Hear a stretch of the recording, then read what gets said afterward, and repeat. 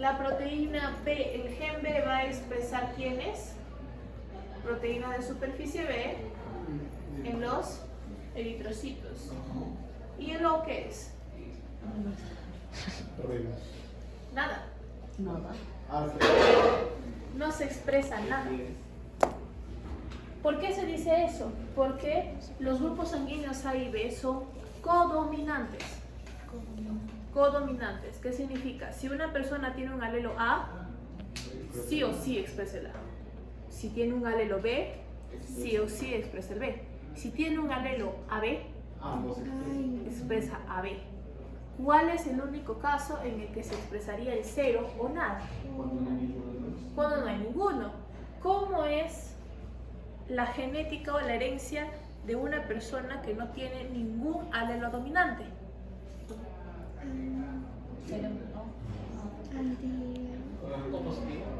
No, en general, ¿cómo se le llama a una persona que no expresa ningún gen dominante? Un recesivo. ¿De qué tipo? Homocigoto recesivo. Quiere decir de que acá vamos a ponerle G, ¿ya? Al grupo sanguíneo, gen dominante, gen recesivo, así. Significa de que acá puedo tener AG, puedo tener BG, ¿sí?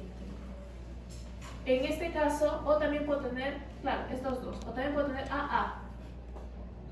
Aquí puedo tener BG, es decir, un alelo recesivo, o puedo tener ambos dominantes, BB. Pero en el caso de el grupo O, solamente puedo tener dos alelos recesivos. El RH, factor Rhesus, es otro sistema sanguíneo. De hecho, tenemos casi 30 sistemas. Lo particular del sistema ABO y el sistema Rhesus es que, aparte de las proteínas de superficie que generan con sus genes, también generan otros componentes adicionales. Entonces, en el caso de Rhesus, la cosa es más sencilla. Tenemos la proteína D, de dedo. Cuando hay Rhesus positivo, igual es un gen en el cual el alelo dominante D es el que permite la expresión, esas dos versiones, y en el negativo no hay nada. Y se refiere a la expresión recesiva de D. ¿Sí? Por ejemplo, un O positivo, ¿cómo se va a ver? No vamos a ver proteínas de superficie ni A ni B, pero vamos a ver proteínas de superficie D. Ahora, cuando nosotros tenemos esto, obviamente que los eritrocitos se digieren, tienen un tiempo de vida corto. Por lo tanto, vamos a tener también proteínas libres de A y proteínas libres de B, que posiblemente las ha soltado en los células. Por lo tanto, si el cuerpo genera tolerancia para estos antígenos A o estas proteínas de A, no va a generar tolerancia para su contraparte. ¿Qué significa? Que nos vamos a hacer ¿qué? Anticuerpos anti-B. Y aquí, justamente, vamos a generar tolerancia, o vamos a decir que esto es nuestro, estas proteínas, así que vamos a crear anticuerpos contra el opuesto, que no es nuestro. ¿Qué va a ser quién? Un anticuerpo anti-A. ¿Y qué sucede con una persona que es AB? ¿Cómo es su célula? Tenemos A, tenemos B, tenemos B. ¿Tendríamos por qué tener anticuerpos contra el contrario? No, porque los dos están aquí. Significa que vamos a tener proteínas de superficie A y proteínas de superficie B y ningún anticuerpo. Y en el O tenemos proteínas de superficie A o B. Vamos a tener antígenos circulantes A o B. Por lo tanto, ¿cuántos anticuerpos vamos a tener? Anti-A y anti-B. Y a partir de ahí surgen todos los problemas de compatibilidad. Hagamos un cuadro.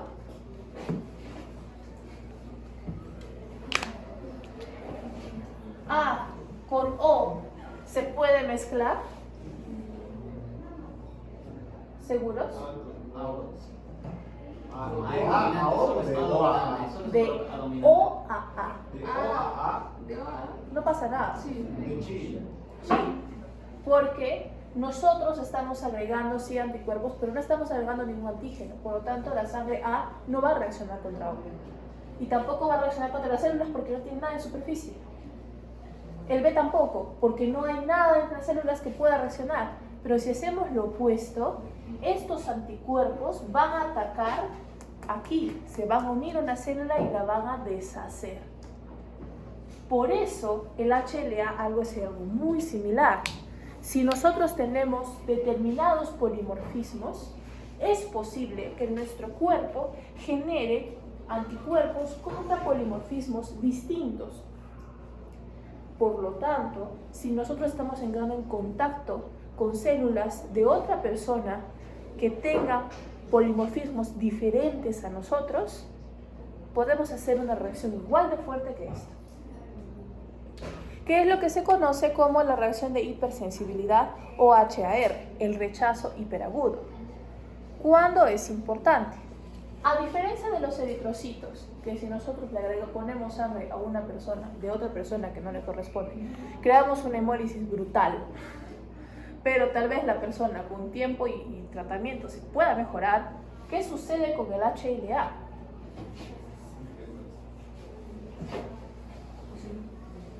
En el HLA, ¿cuántas clases tengo? Dos. El HLA clase 1, el HLA clase 2, técnicamente hay un HLA clase 3, pero vamos a dejarlo constante. Los canónicos son H1, HLA1 y HLA2. ¿El HLA1 en quién se encuentra? Casi en todas las células. ¿Por qué?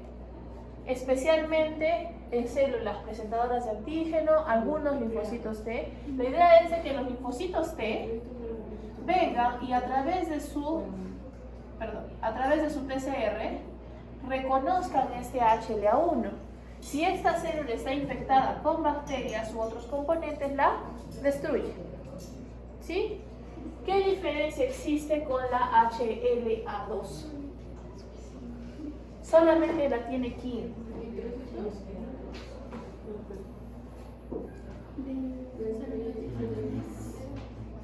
Las llamadas células presentadoras de antígenos, en las cuales podemos incluir a quienes, a los linfocitos B, ¿sí? A las células dendríticas, a los macrófagos, ¿sí? ¿Por qué es importante? Imaginemos que tenemos que hacer un trasplante de corazón. Yo les pregunto, tal vez con la doctora al costado ahí presente, ¿qué característica común tienen todos los órganos y todos los tejidos del cuerpo, a excepción del epitelio? Es una adivinanza, es una adivinanza. ¿Qué tienen en común todos los tejidos y órganos del cuerpo, a excepción del tejido epitelial?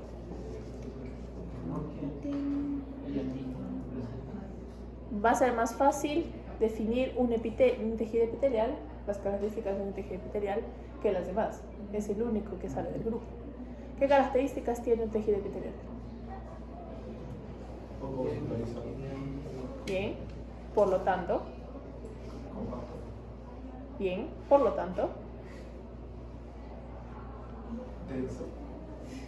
Ya lo has dicho, poco vascularizado y compacto. ¿Algún otro tejido del cuerpo obedece a esta regla? Piensa en el tejido conectivo. Piensa en el tejido nervioso. Tampoco. Piensa en el tejido muscular. Tampoco. La piel es la única que no tiene vasos sanguíneos. Después de ella, todos tienen. ¿Cuáles son las partes en las que siempre hay conexión en un órgano? ¿Qué es lo que sale del corazón?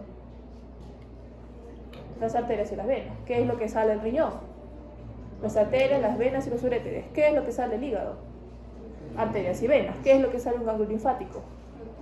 Arterias, venas y vasos linfáticos. ¿Qué es lo que sale del cerebro? Arterias y venas. Podemos seguir. ¿Qué significa? Si yo quiero reemplazar un órgano, ¿dónde voy a cortar? ¿A medio del órgano? No, voy a cortar sus cables de conexión. Y sale enterito. Y ese enterito lo mandamos a una lonchera con hielo, y esa lonchera con hielo se va a otro quirófano, y en el otro quirófano, ¿desde dónde vamos a volver a unir el órgano? Arterias, ¿sí? Es lo más fácil. Como ese epitelio también es altamente regenerativo. Pero ¿cuál es el problema? Una vez de que ha pasado el órgano a su nuevo lugar, a su nueva casa, ¿qué es lo primero que va a entrar en contacto con el órgano? ¿Qué es lo lógico? La sangre. Porque necesitamos perfusionarlo nuevamente con sangre, porque si no se oxigena, el órgano se muere. ¿Qué significa?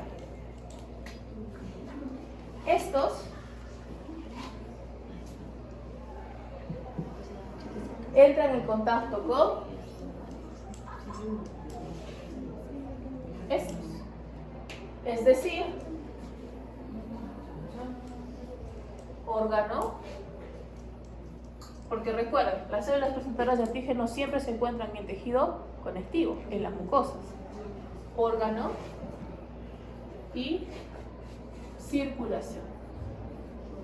Esta colonización, circulación, es tan inevitable como Atahualpa Pizarro. Totalmente inevitable. Solamente tenemos dos caminos. Se llevan bien, esto no sucede, y por lo tanto no hay una reacción de rechazo, o sucede lo peor, estos lo reconocen, hay una reacción de rechazo, la persona es hipersensible, ¿qué va a pasar con el órgano? El cuerpo va a decir, tenemos una bacteria gigante, hay que atacar.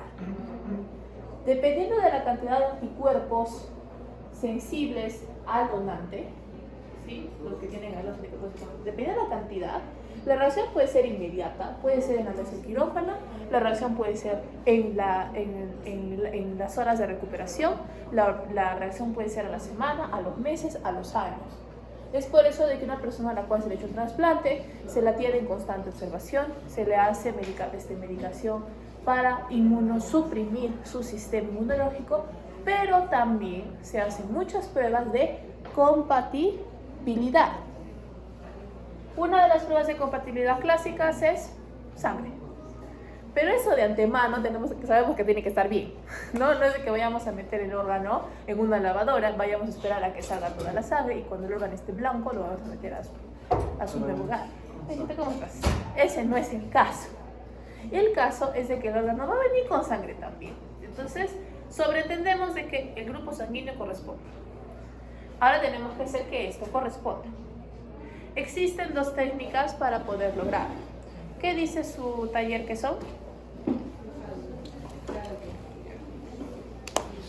Tienen unas siglas medio raras. CDC-XM y CFXM. La primera es la más sencilla, aunque un poco desfasada, que es la reacción cruzada en citometría de flujo. ¿Qué sería la reacción cruzada? Una reacción cruzada se basa en esta reacción hecha, pero in vitro, de mentiritas, una emulación, un intento, ¿sí? Lo más que lo puedo acercar es, digamos, existen varios juegos de guerra o de estrategia de guerra, ¿no? Obviamente que los que han estado de moda más tiempo ha sido Dota, World of Warcraft, StarCraft, que son bastante fantásticos. Pero antes de ellos existía Age of Empires. ¿A algunos les suena? Fue viejo, es años 90, entonces es viejo. Pero lo interesante de Age of Empires y sus diferentes versiones es de que ustedes, si querían, podían enfrentar al ejército ruso con el ejército francés a ver quién ganaba. Es lo mismo. Yo no voy a agarrar un órgano y voy a trasplantarlo y ver qué pasa. No voy a emular una guerra real. Pero sí puedo tomar los componentes que podrían hacer una guerra ficticia y ver cómo reacciona. Lo que vamos a hacer en el caso de CDC-XM es mezclar de la sangre del receptor del órgano, voy a sacar los anticuerpos que están en él. ¿Dónde encuentro los anticuerpos en la sangre? Es el líquido amarillo que no tiene células. No, tampoco factores de coagulación. El suero. Voy a tomar el suero del paciente que va a recibir el órgano, que obviamente es el primer contacto por perfusión con el órgano, y lo voy a juntar con células del donador del órgano. No tienen que ser tejido del órgano. No, recuerden de que es un gen que se expresa. El HLA1 se va a expresar en general en todas las células, incluyendo las células presentadoras de antígeno, y el HLA2 en las células presentadoras de antígeno. Por lo tanto, puedo tomar sangre del donante del órgano, obtener la fracción celular, es decir, los glóbulos blancos, y mezclarlos los dos. A ver qué pasa. Si hay una guerra, las células de nuestro donante de órganos van a morir. Si no hay una guerra y todos somos hermanos, van a vivir. ¿Cómo hago para saber qué células se murieron y qué células vivieron? Las teñimos. En este caso, el taller nos dice de que se tiene que usar, se usa naranja de acridina y bromuro de tidio. Ambos son colorantes intercalantes de ADN fluorescentes. Al bromuro ya lo conocía. El naranja de acridina es de color verde. Lo conocen ahora. Sí, es una ironía. Se llama naranja de acridina y tinte color verde. En este caso, la naranja de acridina puede ingresar a manchar o a intercalar el ADN tanto de células vivas como de células muertas. Pero el bromuro de tidio solo puede introducirse al ADN a intercalarse en células muertas. ¿Sí? Por eso es de que yo les decía de que siempre agarren el bromuro de tidio con guantes, porque ¿dónde hay más células muertas? En la piel. Bueno. Entonces, en este caso se intercalan las células muertas. Significa de que voy a tener una diferencia de colores. Verde, vivas. Rojo, muertas.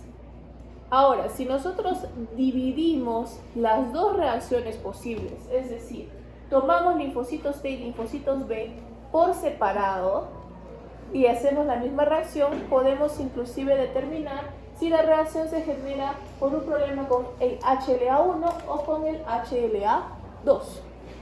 ¿Sí? ¿Cuál es el más importante? Técnicamente hablando, el HLA1, porque el contacto sucede primero con el epitelio y los linfocitos T son citotóxicos y los helper y los natural killers. Significa de que esos son los que van a actuar primero. No significa de que el HLA2 no tenga importancia, porque los linfocitos B son los que producen respuesta humoral, es decir, anticuerpos. Así que también pueden hacer daño. Obviamente que vamos a darle prioridad al HLA1, pero el hecho de que el HLA2 se active, solamente se active ese, no significa que no hay problemas. Debe que no se active ninguno. ¿Sí? Bien. Entonces, obviamente, si nosotros teñimos nuestras células y miramos cuántas han vivido y cuántas han muerto, nosotros podemos tener un porcentaje de células muertas asociado a un puntaje determinado de hiperreactividad. En su página 2, ustedes tienen una tabla que justamente nos dice, ¿no? De 0 a 10% tenemos un puntaje C.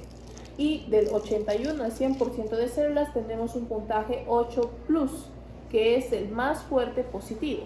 Como dice el párrafo superior a la tabla, Cuando tenemos un 8+, indica que el paciente está hiperinmunizado contra la otra persona.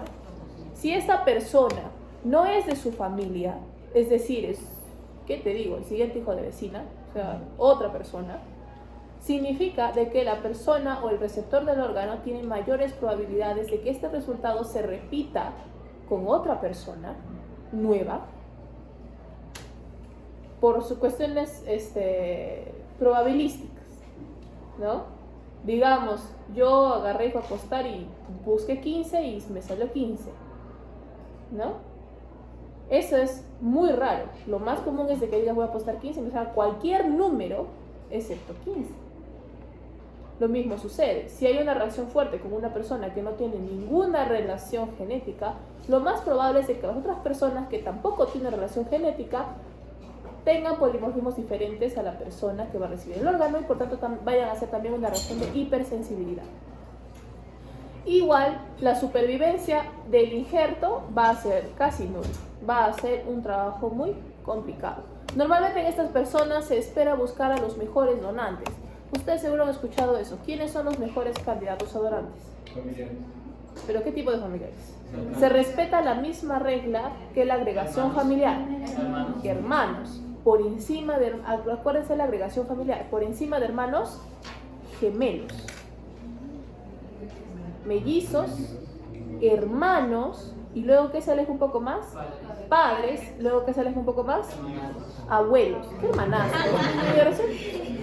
Abuelos, y ahí pasamos a los tíos, primos, bla, bla, bla. Entonces, pensando así como que, por ejemplo, en esos dramas y telenovelas en los que la mamá sale y dice, yo le doy el órgano a mi hijo, teniendo un hermano, el médico diría, señora, señora, con todo respeto, lo correcto sería evaluar a su hermano porque tiene mayores probabilidades de que no haya rechazo.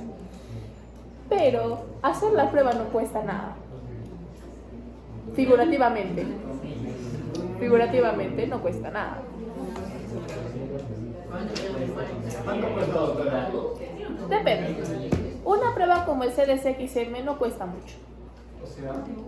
El problema es que si el CDC-XM sale positivo, tenemos que corroborar. ¿Por qué? Cuando nosotros hacemos este tipo de ensayo, pueden existir ciertos distractores. Por ejemplo, la inmunoglobulina M es una inmunoglobulina no específica que se encuentra mucho en la inmunidad innata, la cual, como los receptores tipo TOL, reconoce ciertas partes que muchos patógenos comparten. A diferencia de esto, la inmunoglobulina G es muy específica. Entonces, en este caso, esta reacción, nosotros esperando inmunoglobulinas G asociadas al HLA, podemos encontrarnos con una inmunoglobulina M que no tiene nada que hacer ahí, pero quiere participar. ¿Qué significa? Que va a matar células cuando estas no deberían morir. Ya hay un primer distractor. No solo eso, si ustedes vamos a hacer viabilidad más adelante. Viabilidad es determinar si cuántas células hay vivas o muertas. Pero a medida de que nosotros sacamos a las células de su ambiente natural, las lavamos, las transportamos, las ponemos en un ambiente frío, prácticamente las maltratamos, algunas empiezan a morir. Por lo tanto, la técnica en sí misma también representa un ruido. ¿Sí? Por lo tanto, para reconocer en este caso las ¿sí? ¿Qué? ¿A mí?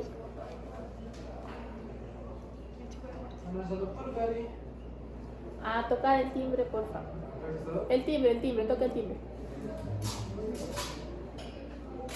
Ahí está. Entonces,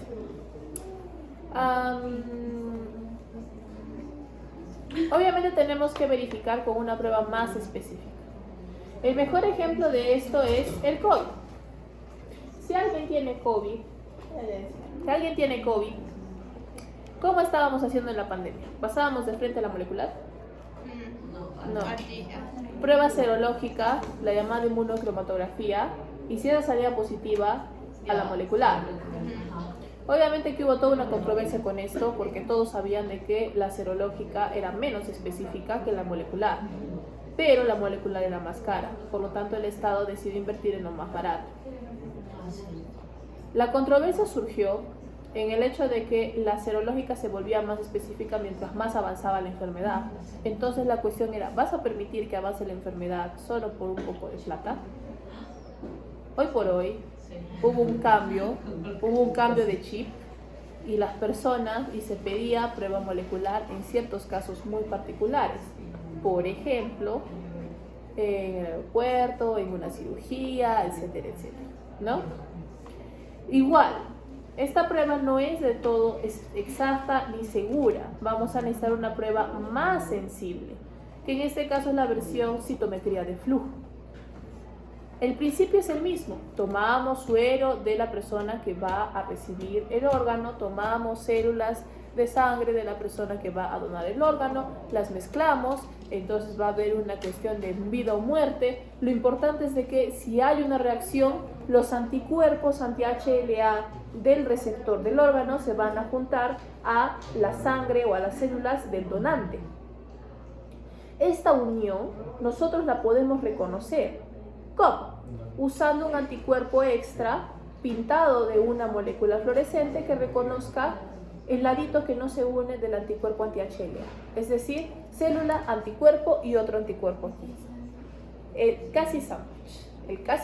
Entonces, aquí tendríamos acá una molécula fluorescente que solamente brillaría si tenemos justamente el complejo HLA celular. Es decir, ya no falsos positivos, ya no IgM, ya no nada.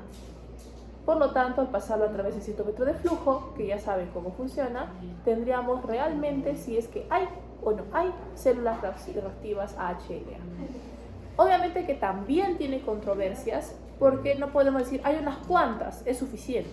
A diferencia de la anterior, en la cual nosotros damos un puntaje para decir es hiperreactivo y no es hiperreactivo, en citometría de flujo, como no se tiene un punto estandarizado de cómo interpretar, simplemente se dice si tiene o no tiene. No nos dice la severidad. ¿Sí? Entonces, hacer ambas pruebas también es muy importante, al menos para establecer cómo está la circunstancia o en este caso, cómo podemos sopesar la gravedad de la hiperreactividad.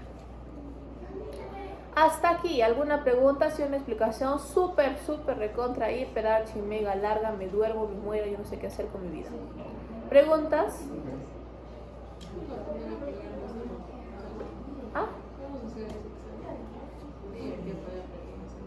No creo que podamos, a menos de que lo intentemos entre dos personas y veamos si hay células muertas, pero no vamos a poder separar linfocitos T de linfocitos B. Es decir, no vamos a poder decir a ciencia cierta si la reacción se hace por LH1 o LHA2. Solamente vamos a poder separar células muertas. Voy a buscar a ver si es posible. Si es posible, ya. Si no es posible, ya, pues no.